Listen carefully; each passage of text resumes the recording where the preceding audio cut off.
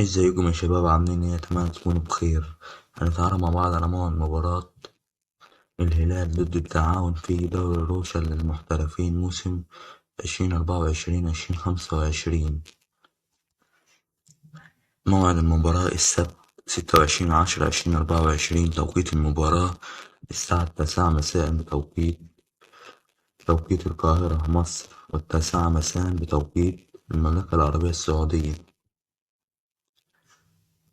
ملعب المباراة ملعب الهلال المملكة أرينا. الجولة الثامنة دوري روشن المحترفين السعودي. قنوات الناقلة والمعلقين: قناة SSC سبورت 1 HD تعليق المعلق عبد الله الحربي، قناة صوتية أولى. و SSC سبورت 5 HD تعليق المعلق حاتم بطيشة.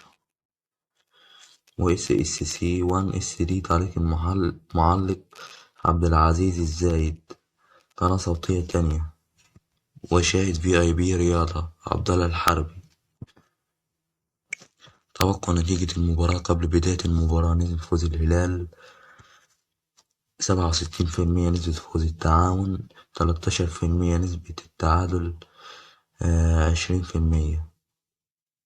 ترتيب الفريقين في الدوري حتى الآن: الهلال المركز الأول 21 نقطة، لعب 7 مباريات، فاز في ال7 مباريات، سجل 21، دخل مرماه 6 أهداف.